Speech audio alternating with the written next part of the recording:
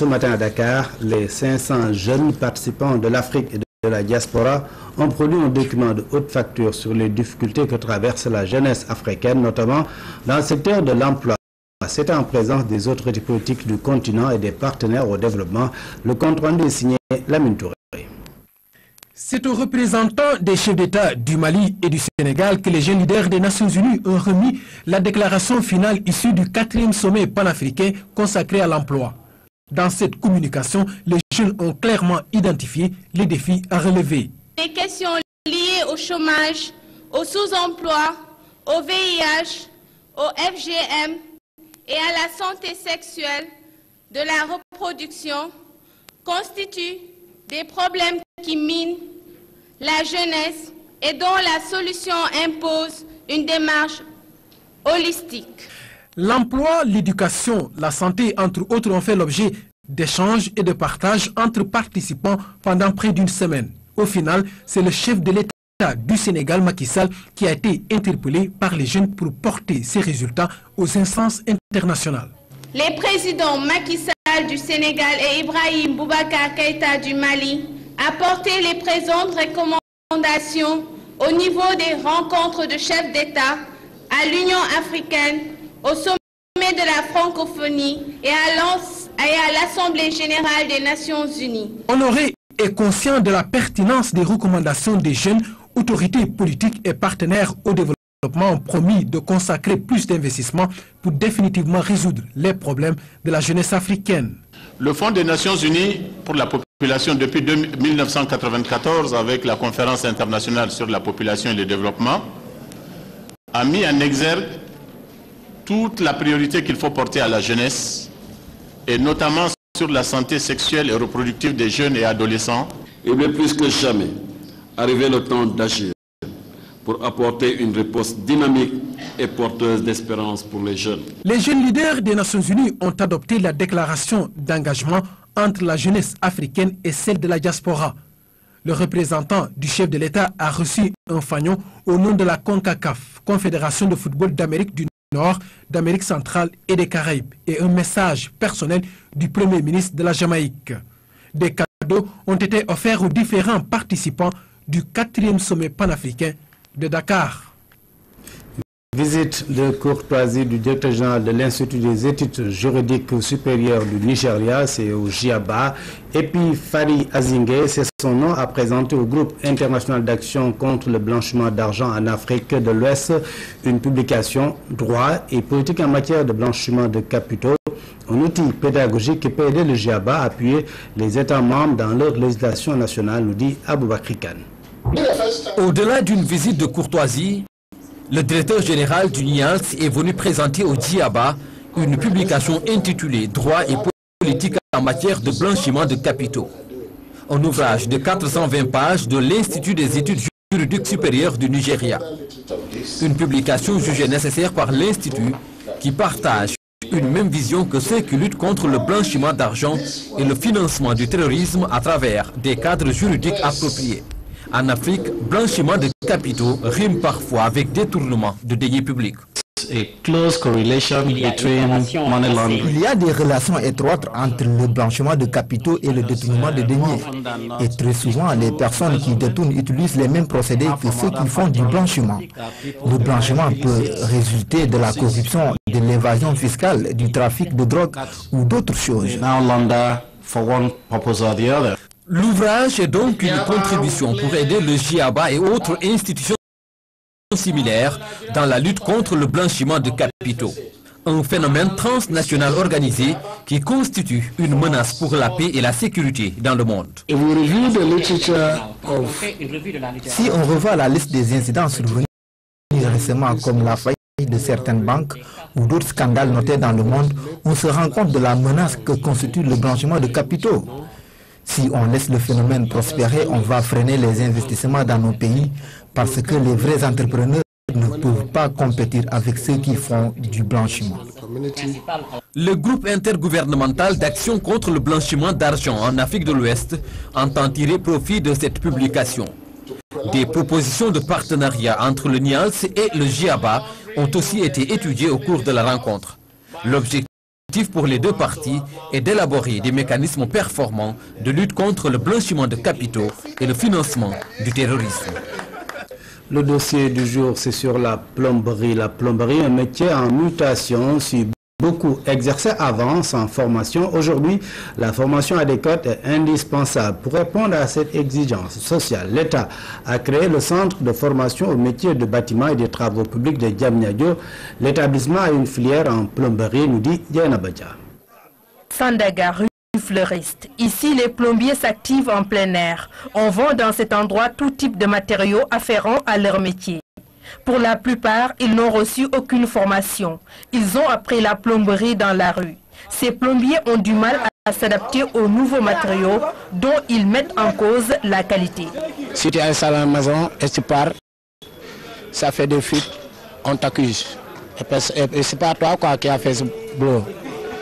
Or qu'il y avait de mauvais matériel dans les maisons. Certains plombiers formés sur le tas sont contraints de se reconvertir dans d'autres secteurs d'activité. C'est le cas de Damfal qui est dans le commerce. Il n'y a presque pas de soudage dans la plomberie. Maintenant, ce n'est que du montage et c'est facile. Les nouveaux matériaux ont vraiment dévalorisé la profession. La plomberie est pourtant en pleine expansion. Dans presque tous les bâtiments, il y a des poses de canalisation. Par contre, le travail est devenu plus exigeant. Venu examiner les élèves du centre de formation au métier du bâtiment et des travaux publics en installation sanitaire, Sambassi exhorte les acteurs du secteur à se former. C'est un métier d'avenir et moi je demanderai à tous ceux qui sont dans le corps du métier de suivre une formation et ceux qui n'ont pas de métier d'entrer dans ce corps. Souvent les gens ils pensent que l'adduction d'eau ou plomberie sanitaire, il suffit de raccorder les tuyaux et les tunnels. Mais pour le faire, il faut déjà connaître ce que vous faites. Mais pour le savoir, il faut passer par la formation. Dans le bâtiment, la plomberie a son importance. Il faut alors bien connaître le métier pour éviter les risques. Ce problème de baisse de pression, pour tous les problèmes de manque d'eau, les fuites après les installations, et ils ne font pas souvent des tests d'étanchéité, ils ne respectent pas les normes de collage et tout. Donc normalement, forcément, ça va créer des problèmes après l'installation. Mieux vaut avoir en fait un plombier qui sait faire un dimensionnement, savoir que pour tel nombre d'appareils qui sont de tel type, il faudrait telle dimension. Bien couverte à tous, au Sénégal, la plomberie se transmettait de père en fils. Aujourd'hui, conscients de l'importance du secteur, beaucoup de jeunes veulent se former. Il y a des demandes pêle-mêle d'ordre dispersé. La spécialisation en plomberie n'existe pas au lycée technique de la Fosse. Toutefois, celui-ci dispose des filières qui viennent en complément. La connaissance des matériaux, la tuyauterie, parce qu'on a une structure métallique composée d'ouvrages métalliques et de chaudronnerie tuyauterie industrielle, la technologie des métaux, des matériaux qui peuvent résister à l'humidité, au chaud, au froid, à la pression ou pas, toutes ces connaissances sont étudiées en construction mécanique dessin. Le centre de formation au métier du bâtiment et des travaux publics de Diamniadio a par contre une filière en installation sanitaire. En ouvrant l'établissement il y a 2 ans, l'État a ainsi accédé à une demande des jeunes conscients de la nécessité de se former. Quelqu'un qui n'est pas formé ne peut pas faire correctement la plomberie. Il faut que tu sois d'abord formé pour faire les choses telles qu'elles sont. Les fuites dues essentiellement aux mauvaises installations peuvent occasionner à long terme l'affaissement du bâtiment. Pour éviter les risques et continuer à exercer le métier, les plombiers doivent se mettre à niveau. La section recherche de la gendarmerie vient d'épingler des trafiquants. Au nombre de cette bande de malfaiteurs et auteurs de plusieurs forfaits portant sur d'importantes sommes d'argent. Désormais, ils sont entre les mains des Pandores en attendant leur déferment dans les prochaines heures. Oumar Baldé.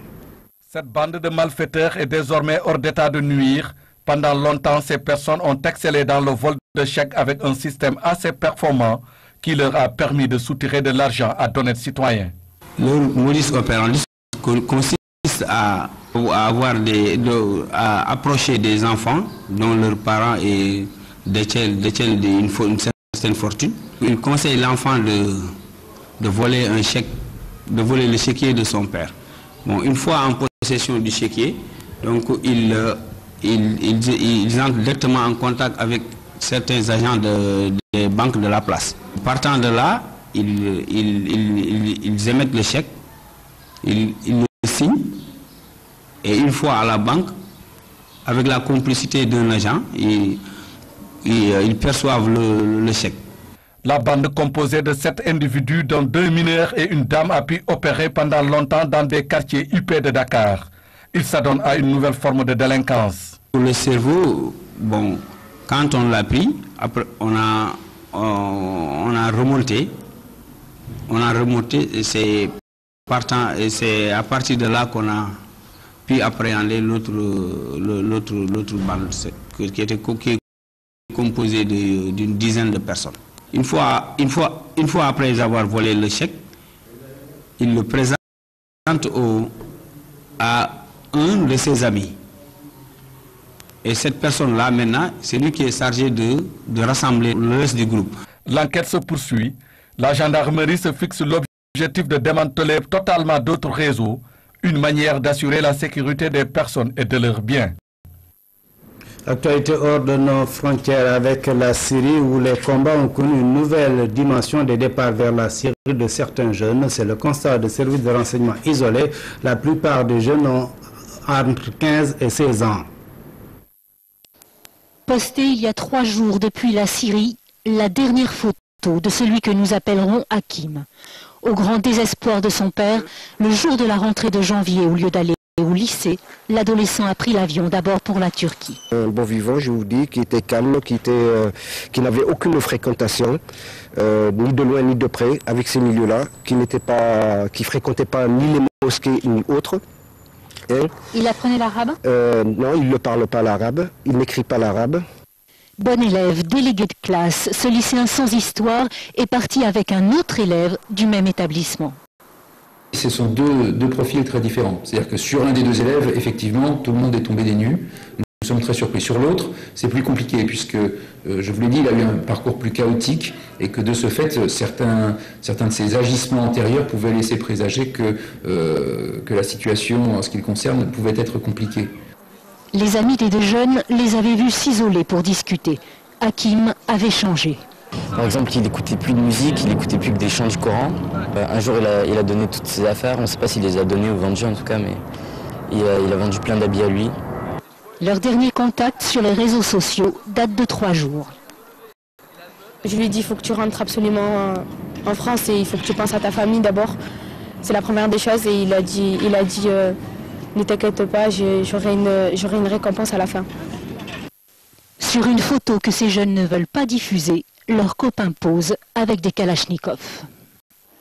Des jeunes qui ont entre 15 et 16 ans et qui participent au combat en Syrie. Retour au Sénégal. Le patrimoine culturel national s'est enrichi des œuvres du peintre Iba Ndiaye. Au total, ce sont 145 tableaux qui ont été gracieusement offerts par sa famille au Sénégal. Les précieuses œuvres ont pu être convoyées grâce au soutien de EFA Sénégal, qui a d'ailleurs organisé une cérémonie de réception. Le ministère de la Culture compte vulgariser le travail du peintre disparu en 2008 à travers des expositions itinérantes au Mardio. On se croirait dans une exposition posthume, car voilà 6 ans déjà qu'Iba Ndiaye est parti, mais les artistes ne meurent pas. Dans ses caisses, plus d'une centaine d'œuvres du peintre sorties de son atelier parisien. On parle tous naturellement en disant les œuvres vont revenir au Sénégal. Eh ben oui, voilà, elles vont revenir parce que quelque part, elles font partie du pays. C'est en juillet 2013 qu'une convention de donation a été signée entre les autorités sénégalaises et la famille française du défunt. La volonté du peintre a été respectée. Maintenant, c'est au Sénégal de redécouvrir et de redonner vie à cette collection. Bien qu'éloigné pendant de longues années de son pays natal, Iba Ndiaye n'a jamais cessé de vivre son Sénégal dans sa chaleur et ses couleurs. Son intention clairement exprimée a toujours été de ramener ses œuvres chez lui. Ça va être la plus grande collection d'un seul auteur dans le patrimoine national. Cette donation exceptionnelle vient enrichir le patrimoine culturel national et pourrait contribuer à la constitution d'un fonds pour un musée d'art contemporain. Aujourd'hui au Sénégal, on a atteint une maturité suffisante pour avoir un véritable musée d'art contemporain. Disposer de ces œuvres était une chose, les faire venir au Sénégal par voie aérienne une toute autre, dans des délais presque impossibles. Ces caisses, je crois qu'elles sont arrivées cet après-midi de l'aéroport, donc ça a été livré juste. Il fallait les faire voyager dans de bonnes conditions. Vous pourrez voir que ces caisses sont parfaites. Entre le bitume et le béton, cet homme a pu creuser un sillon de promotion artistique. Maintenant que les créations de l'artiste sont revenues, elles vont avoir une seconde vie. Nous allons montrer ça aux Sénégalais. Et ces œuvres-là aussi, je crois que de se retrouver à Saint-Louis, de se retrouver dans d'autres parties du Sénégal, ça va contribuer réellement à dire merci encore une fois à Iba Ndiaye. Ces 145 œuvres originales du peintre d'origine saint-louisienne auraient pu enrichir ses héritiers. Ils y ont renoncé au nom d'une promesse, d'un serment, d'un vœu, les ramener au Sénégal. C'est désormais chose faite, ce qui élargit un peu plus l'horizon artistique de ce peintre, au talent éprouvé. Coupe d'Afrique des Nations de handball 2014, les sélections nationales continuent à connaître des fortunes diverses. Si chez les dames, la victoire n'est pas toujours au rendez-vous avec une sortie ratée contre la RDC, les hommes ont pu battre leur adversaire du jour, la Libye, nous dit Seydina Alim Djiko. Deuxième sortie, première victoire pour le Sénégal qui inflige une sévère défaite à la Libye. Les chevaliers de la Méditerranée boivent le calice jusqu'à la Libye. 35-23, mais respectent tout de même au perdant. J'étais très honoré de jouer contre la Libye. En ce moment, ils vivent des moments difficiles et ils nous ont montré qu'ils pouvaient se battre sur un terrain, c'est bien. Voilà. Les clés du match, c'était jouer à notre niveau. Hier, quand même, on a eu des bons moments défensifs, mais on n'a pas joué forcément à notre niveau. Aujourd'hui, les joueurs ont montré, face à une équipe plus faible qu'hier, qu'ils avaient les capacités. Maintenant, il va falloir confirmer sur le prochain match, qui sera compliqué, la Tunisie, mais bon, voilà. C'est bien bagarré parce que tout ce qu'on avait au premier match, ce qu'on avait perdu, c'est ça qu'on a gagné, avec surtout la défense. Moi, je connais les Libyens, avec le technique de jeu, tout le système. On a su être premier sur le garde. L'équipe nationale masculine goûte aux délices d'un premier succès dans la compétition avec le soutien non négligeable des Lions qui ont connu un tout autre sort dans leur confrontation avec la RD Congo. Défaite 24 points. On a raté complètement notre entame de match et puis notre première mi-temps tout court. Et puis en face, il faut reconnaître qu'il y a l'équipe de la RDC qui revient quand même du mondial, qui a beaucoup d'expérience. On l'a constaté en première mi-temps. Donc on est rentré à la mi-temps avec 5 buts de retard. Au final, on perd les 4 buts. Disons, on s'est lâché dans le dernier quart d'heure. Il va falloir reprendre des forces pour mieux faire face au prochain adversaire, le Cameroun. Cela tombe bien, samedi-dimanche, c'est week-end de repos pour les Lions. Envoyé spécial à Alger, Seydina Aline Djugo, Momar Ndiaye. Nous parlons football à présent. Djibril Kamara, retenez bien son nom. Il est le seul arbitre sénégalais retenu pour le mondial 2014 au Brésil. L'enfant de Darussalam de Rufisque sera assistant de soutien. Premier mondial pour celui qui est devenu arbitre international en 2009. Son portrait est signé Abdelaziz Ban. Le natif du quartier de Darussalam de Rufisque a officié au mondial des clubs en 2011, aux Coupes d'Afrique des Nations de 2012 et 2013 et au mondial des moins de 17 ans qui s'est joué aux Émirats Arabes Unis. À 31 ans, Djibril Kamara va participer pour la première fois à une Coupe du Monde et pourtant cette nouvelle ne le fait pas sourire de joie. Parce que j'étais peiné, je dirais même. Parce que vu tout le parcours qu'on a eu à faire avec Badara Diatta et El Hadji Malick Samba, les matchs les plus difficiles cette année en 2013 ont été officiés par notre trio. Tous ces matchs ont été dirigés par Badara Diatta. Et on a considéré, selon le classement, que Badara Diatta était le deuxième sifflet africain. Bon, quand j'ai eu la nouvelle que Badara Diatta ne faisait pas partie des sélectionnés, ça m'a fait mal. Ça m'a fait mal parce qu'on constituait une équipe. Au mondial brésilien, Djibril Kamara va être assistant de soutien. La Coupe du Monde, c'est le summum des compétitions. C'est le summum dans la carrière d'un arbitre. Le fait de participer à une Coupe du Monde, c'est ce que tout sportif souhaite. l'assistant de soutien, c'est comme tout, c'est pour donner l'exemple le plus patent, c'est comme les joueurs et les remplaçants sur un match.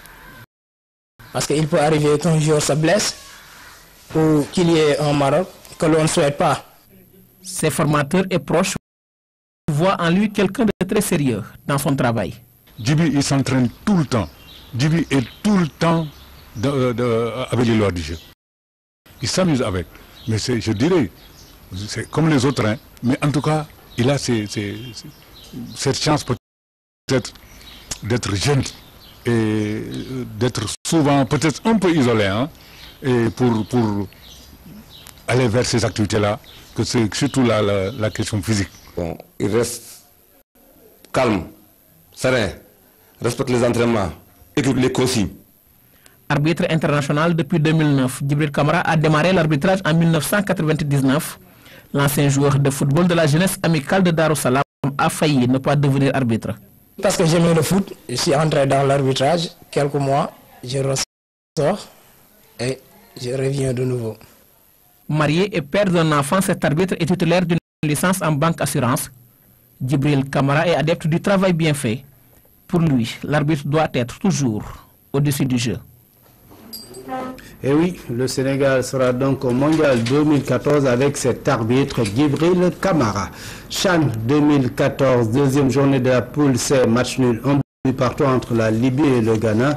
La Libye reste leader de ce groupe avec 4 points plus 2. Dans le second match, le Congo a battu l'Éthiopie 1-0. L'Éthiopie est du coup éliminée avec ses 2 défaites consécutives. Suivons le résumé des 2 matchs avec Ibrahim Mboup. C'est l'image insolite du jour. 60e minute, l'arbitre marocain Djed Redouane n'en peut plus. Apparemment, il souffre d'une déchirure à la cuisse. Fin de match pour lui. Le 4e arbitre prend le relais et continue la partie. Une rencontre démarrée tambour battant par le Ghana. Les Black Stars inscrivent un but matinal dès la 5e minute. Un centre en mouvement de Tidjani, repris de la tête par Mohamed Yahya. La défense adverse est complètement à la rue. En seconde période, la Libye se rebiffe et obtient un penalty très discutable à la 70e minute. L'intervention du défenseur ghanéen Nourou Souley est sanctionnée par l'arbitre. Le penalty est transformé par Faisal Ali, contre-pied parfait. Les chevaliers de la Méditerranée égalisent et prennent le jeu à leur compte et ont failli faire le break avec ce superbe coup franc de Salé, suivi d'une belle envolée du portier ghanéen. Au finish, les deux équipes se quittent sur un score de parité. Dans le deuxième match, les Diables Rouges du Congo surprennent les Éthiopiens. Un but inscrit par Bébé Ndeye à la 77e minute. Appréciez l'amorti pectoral et le plat du pied, tout en finesse. Monsieur, vous ne rêvez pas, l'Éthiopie est bel et bien éliminée avant l'ultime journée. Merci Ibrahim pour boucler ce journal. Nous parlons culture, c'est pour aller au nord du Sénégal, notamment pour vivre les journées culturelles de Madji Dembé, c'est au nord du Sénégal, de forts moments de communion, dit Safra Sow. Siwol Ndouloumadji Dembé a vibré au rythme des traditions et cultures Fulbe. Jeunes filles et garçons en pure tenue traditionnelle ont chanté en chœur l'unité des cœurs. Même les tout-petits étaient au rendez-vous. L'hymne national a été entonné. Le fait qu'on ait des enfants de bas âge à la classe de maternelle capables de chanter l'hymne national en pulaar et en français illustre bien l'engagement des habitants de Ndouloumadji. Des cavaliers bien sapés ont participé à leur manière à l'accueil des autorités et autres invités venus des villages environnants et même de la diaspora. Une bonne occasion pour les jeunes du village d'esquisser la danse du wango, du yéla ou encore du ripo. Les chants des bergers peuls ainsi que les incantations des pêcheurs n'ont laissé personne indifférent.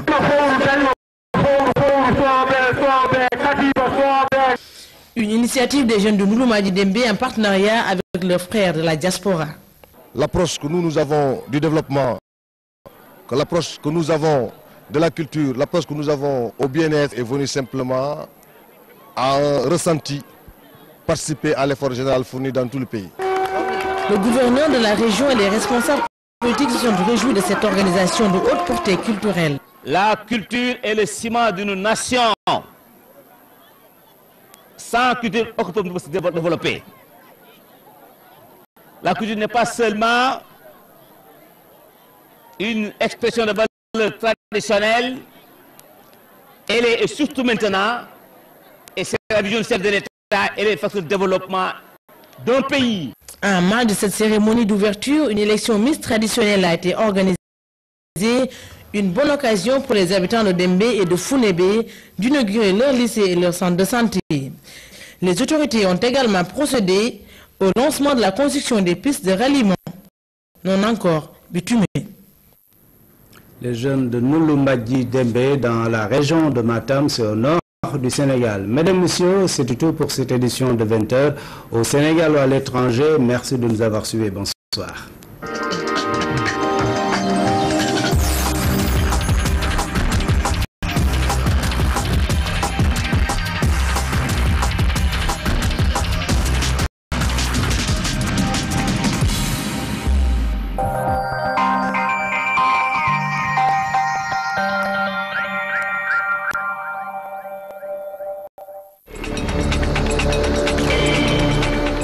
Avec 200 francs seulement, grattez Nopelé.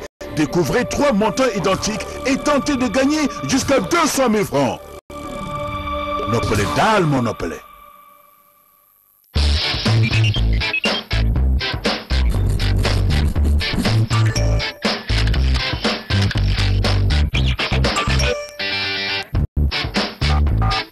Si de plus en plus